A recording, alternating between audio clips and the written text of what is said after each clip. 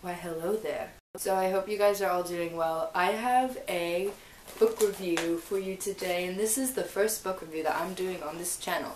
So if it's really awkward, just, excuse me for that, because it's probably going to be awkward. So without further ado, let's get started. So the book I'm going to be reviewing today is Laura Buzo's Love and Other Perishable Items.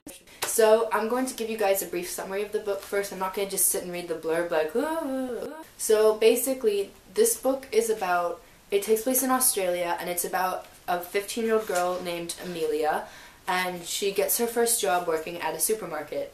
And one of her co-workers, who happens to be the person who is in charge of, training her and getting her kind of used to the job, his name is Chris, and he is 21 years old. And Amelia develops quite a large crush on him. She falls in love with him. And, obviously Amelia knows it can't happen at first because, the age gap is so wide and they're at such different stages and they're into different things. After a while, however, it starts to seem that, the chance of Chris actually liking her doesn't seem that far-fetched. And the book actually switches between points of view, so it goes from Amelia's to Chris's to Amelia's to Chris's to Amelia's, I believe. No, there's more than that, but it basically switches between Amelia and Chris's point of view. Amelia narrating the story and Chris through his journals. And you kind of see how their relationship begins to develop throughout the book, and, how they interact with each other and how they view each other. And I don't want to give too much away, so I'm going to basically end the summary there. But I loved this book. One of the major reasons that I loved it so much was because the story really, resonated with me. I really, I could relate to what Amelia was going through, because when I was 15 and I got my first job, one of my co-workers was 21, and he, and I had a crush on him, and, I really understand that whole, I'm sure a lot of you guys have had a crush on someone older, and it sucks because you know that there's no way that anything is going to happen.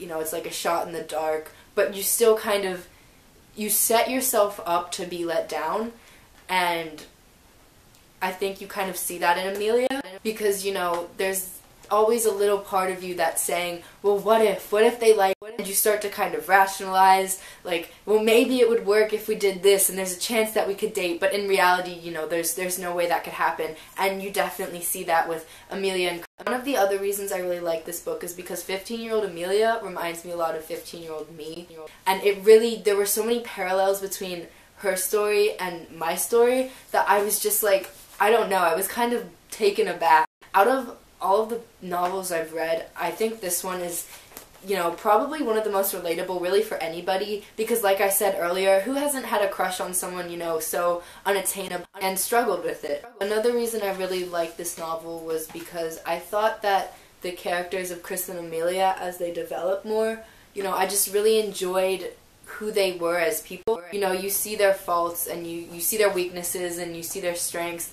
And they're just very realistic, This is something that could happen to anyone, which I thought was, I love that Laura Buzo maintained that reality, I guess I should say, or that realism throughout the entire book, because at no point did it seem so far-fetched. Things aren't always gonna go well, and things aren't always gonna go your way, and it's not always, a fairy tale happy ending story. So overall, I would give this book a if you could give it a 4.9 out of 5, I'm going to give it a 4.9, even though that's not really a rating that you can give on, Goodreads or anything. But you know what? This isn't Goodreads, this is YouTube.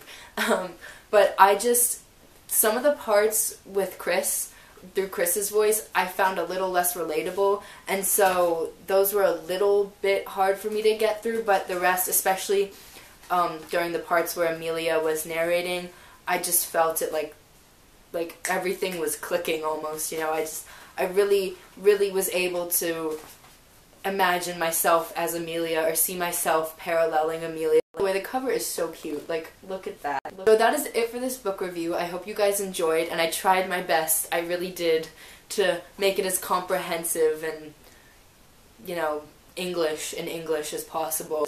And I will talk to you guys later. Bye!